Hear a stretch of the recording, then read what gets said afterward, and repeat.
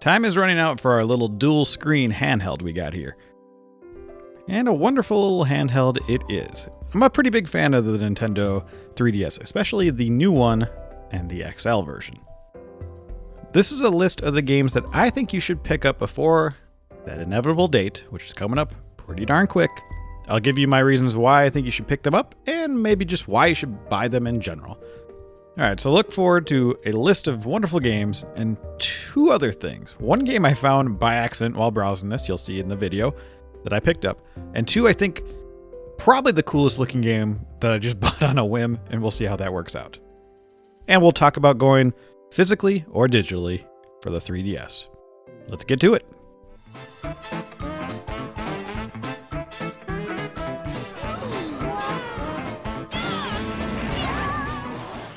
This was the first game I thought about when constructing this list, so I wanted to keep it here at the first spot. Yokai Watch is a interesting take on the turn-based RPG Monster Collectathon. I think it has a lot of charm. I've only played the first entry, and I enjoyed it for what it was. It's relatively short, and it's different enough from Pokemon that it makes it kind of exciting. Now, the reason it is definitely on this list is because it is so expensive to collect physically. I have no idea why. There must have been a small print run or something like that. We are talking over $200 for getting it complete with the manual and the case. And it's over $100 just for the little cartridge. So you should probably pick this up digitally, $39.99, or if you find it in the wild, snag it. I think all Yokai Watch games are probably worth having. The first one's relatively cheap. I'd probably just go physical on that guy. But this is the one I would recommend. I'm sure Yokai Watch 2 is also going to go up after the eShop closes down. So if you want to grab that one, go for it. But Yokai Watch 3, that's the one to get. And future you will probably be happy.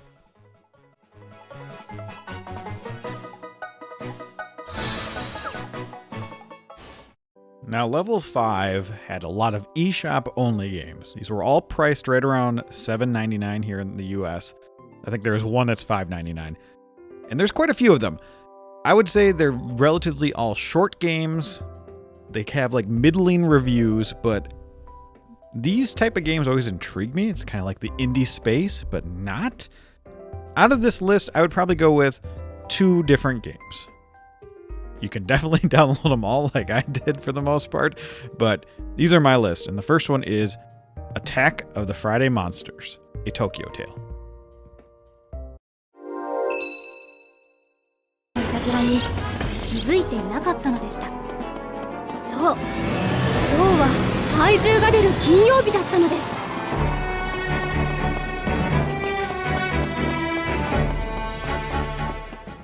Man, just look at that art style. Level 5 just are wizards of art. I just love their style. Keep it coming. I've played about a half hour of this game, and I've enjoyed what I've done. It seems pretty simple, but it's just got this cool concept. Very casual, easygoing type of game. It's not very long, around the 3-hour mark, but maybe a little bit more if you do some side questing. It's just got this nice little charm to it, and for $7.99, you know what? I risked it, and, well, I've only 30 minutes in. I'm enjoying it. And if you like what you're seeing right on that screen, I think you should pick it up.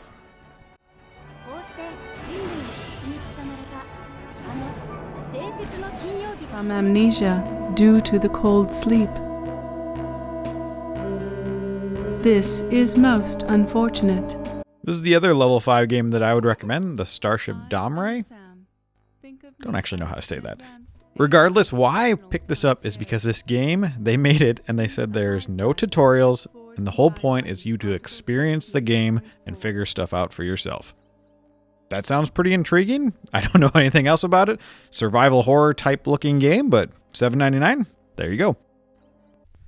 This next one is also a level 5 game, but this was the game I was talking about where I was just browsing. It looked interesting and I bought it. Not to be confused with the one that will show up later as what I think is one of the coolest ones. Ina Azuma 11 is a soccer game.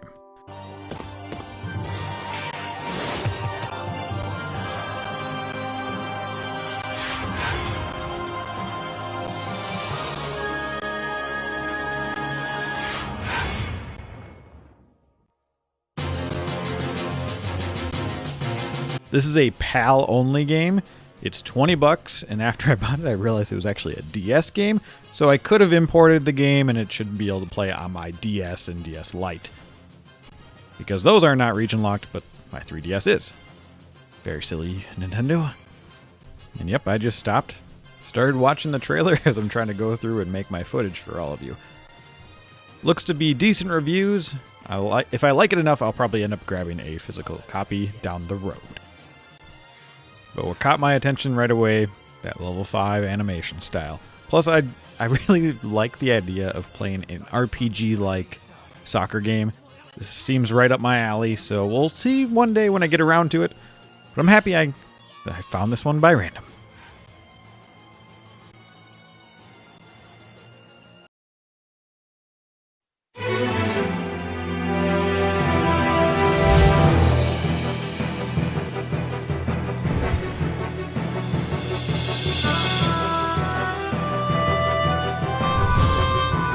Out of all the games on this list, I think this is the one I would most recommend just to play. It is probably one of the best handheld RPGs that I've played, and I haven't even finished it yet. It does the concept of time travel so brilliantly, it's impeccable. Now, there are two different versions of this game. There's the DS version and the 3DS version. The 3DS version, Perfect Chronology, is available on the eShop for $39.99. But let's break down what's different. The major differences are threefold. Changed art style for character portraits, voice acting, and extra story / a new dungeon. I think you can play either version and get a wonderful experience. I'm in the camp that the voice acting is pretty well done here, and always a fan of that when that happens, especially for JRPGs. Now, this might be slightly of a hot take, but I'm in the camp that most extra dungeons or added-on content for RPGs are generally nothing to write home about. They're usually just grindy, little filler story, and for me, it generally doesn't have the same impact that the main story did for me and wrapped up wonderfully. Now, this game does do a cool thing where you can have a choice of integrating the extra story content into the existing campaign. And the little bit I've played of the 3DS version, it does seem to integrate it very well. Or you can choose to have it come at the end and be more of an end game. Options are nice. You can find this physically on the DS relatively cheap, meaning cheaper than the digital version of the 3DS one. Now, the 3DS version is definitely a bit more pricey. You're going to be paying almost double than what you would pay on the digital front. Whatever you end up choosing, I think you'll end up having a pretty darn good time.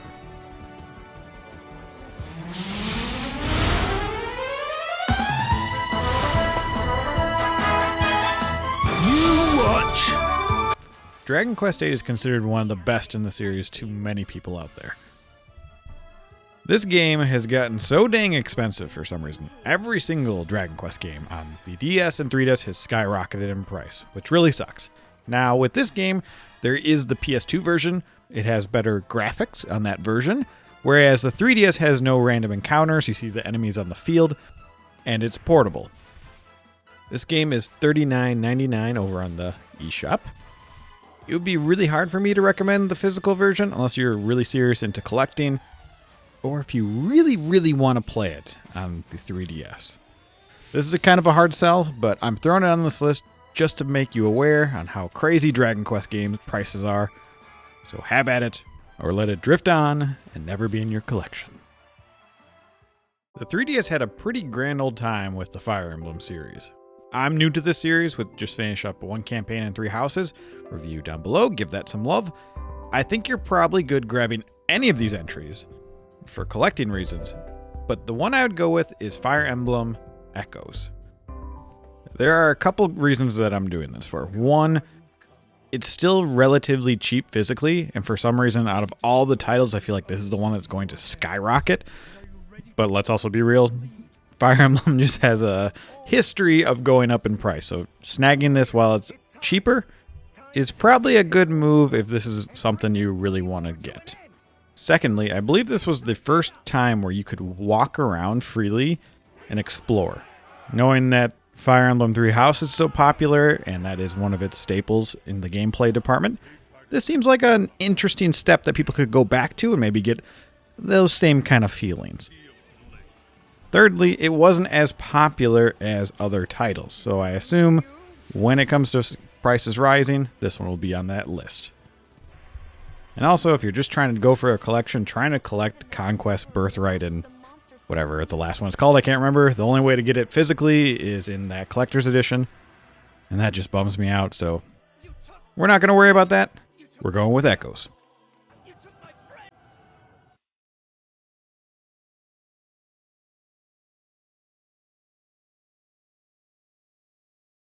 Stella Glow is $19.99 on the eShop. And that is wonderfully priced for an expensive strategy RPG. Pick this one up if you have any interest, because I don't see the price of this coming down, especially that limited edition. This is a very unique title. If you have any interest in playing it, I would just pick it up now. Sega.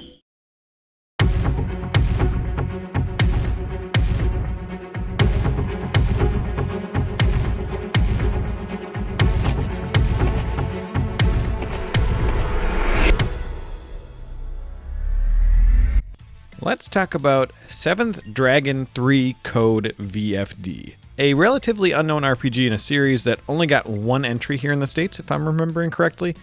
I feel like unique, odd JRPGs tend to increase in price over time, whether it's low print run and low sales, or just not being part of a series makes it less common. And yes, this is in a series, but it's the only one we got here, so I'm guessing it's going to go up in price. Now, with an odd title, there's an oddness to the eShop. For some reason, this one's priced at $29.99. And that just really seems odd to me. All the other games are right at that $39.99 mark. So this one's a little bit cheaper. I've heard pretty good things, especially from one of my buddies. He really loved this game. I haven't checked this one out myself, but again, this video is about what I think is going to rise up in price and what I think is probably a good price to spend it on. This one's starting to creep towards that $100 mark. I've seen it for around $70 quite often. Even the launch edition version, which is the bigger box, which those are always kind of fun, a little unconventional, but fun. So I would snag this one up sooner rather than later, or pay that $30 and download it on the eShop. Thanks to the Nintendo Switch, the life sim, farming sim with RPG elements is definitely becoming a sought-after genre. If we look back on the 3DS, this is one that's going to keep climbing. Fantasy Life. We got a cutesy looking art style, some pretty decent reviews overall when I'm scouring the internet, and one thing I do like is this seems to have a lot to offer, so one of those games you can sink a lot of time into. How Long to Beat says the average for just the main quest is about 31 hours. It's pretty long for a game in this style, so I would definitely be on the lookout for this one. It's $39.99 on the eShop, and it's sitting around that $60 mark physically. Those are pretty close in price, but I'll let you decide on which version you would get. Me personally, I'd probably go physical. I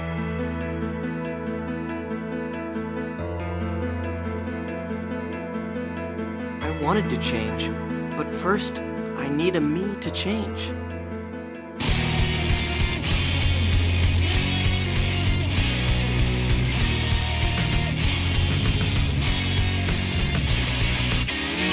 I've put a couple hours into this version of Tales of the Abyss, and I think it fits pretty well in that handheld mode. Now, the strange part is, this did not show up when I typed in Tales of the Abyss on the eShop, which I found kind of odd. Now, RPGs tend to go up and up and up when it comes to price, so this one is sitting around the same price as the PS2 version, so it kind of depends whichever one you want to snag. I can see the merit in both versions. This is a Tales of game, you kind of know what you're getting into, but I've heard that this is some people's favorites. I haven't finished it, so I can't put my stamp of approval on it, but what I've played, I've enjoyed. And I've heard the main character grows, so if that beginning couple hours you notice that you're not really vibing with the main character, it's called a character arc. People are supposed to change in stories, just so you know. Tales of the Abyss is hovering around that $40, $50 mark. I would definitely pick it up at that price. This is the game that I thought was super cool looking, and I just bought on the whim. And that is Level 5's Crimson Shroud. I'm just intrigued by this art style, the gameplay mechanics. This is taking a tabletop role-playing game and literally compacting it into a 3DS adventure. I haven't looked up reviews. I haven't done any of that. I don't care. This is going away. It was only $7.99. I'm happy with my purchase already because look at this trailer. Ridiculous. I love unique things, and this is speaking to me so much. Hopefully it's worth my money, and this will be a shining gem in my 3DS collection.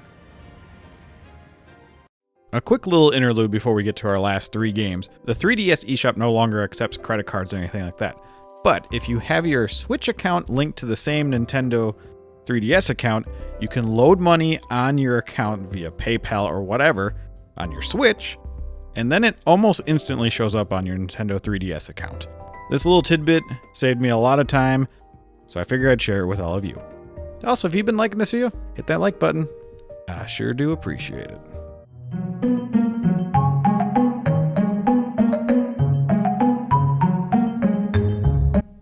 What intrigued me to grab this game right away, Machine Knight is only priced at $9.99.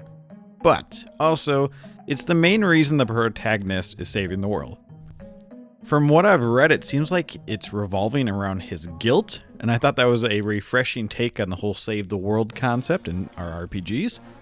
Will it be executed correctly? I don't know. One day I may find out. This is available on mobile, like a lot of Kemco RPGs are. And if you don't know what Kemco RPG, they're just small bite-sized RPGs, not with the biggest budget or have an amazing wow factor, but for a handful of hours, this could be what you're looking for. But this seems to be at home on the Nintendo 3DS, and soon we won't have access to it, so I'd get this there versus mobile, but that's just me. Like Fire Emblem before it, Shin Megami Tensei series had a really nice outing on the 3DS, as well as the DS. And of course, we're getting more ports and little changes to some classic games. I would probably pick up all these if I had some disposable income, or if you just want to collect them all. But my choice is Devil Survivor 1 and 2, Overclocked, and Record Breaker.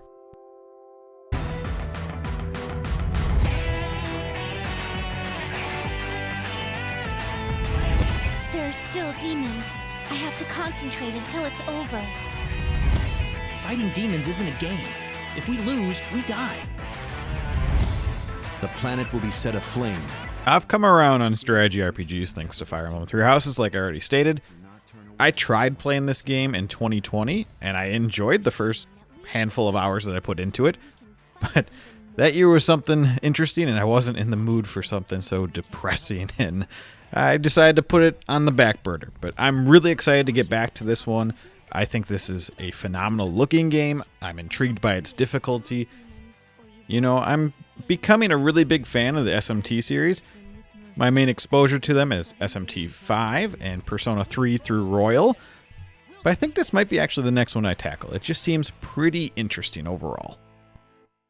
But another huge influence on why I'm putting this at number 1 and 2, you can get both of these games at $19.99 on the eShop right now. In my eyes, that is a total steal for this genre. Both games are over 40 hours long. It seems like there's a lot to love here. This seems like a no-brainer to grab these ones. Now, there are cheaper versions on the DS. The DS ones don't have voice acting, just like when we talked about Radiant Historia. Those are kind of the trade-offs you get from the DS and 3DS versions. So if that doesn't bother you too much, you can go the cheaper route with that. These are getting more expensive physically, so if you want to jump on that, that was probably definitely the time for that, but I love that it's just $20 on the eShop. You can't go wrong either way. I hope this list saves you some time. I know it won't save you some money.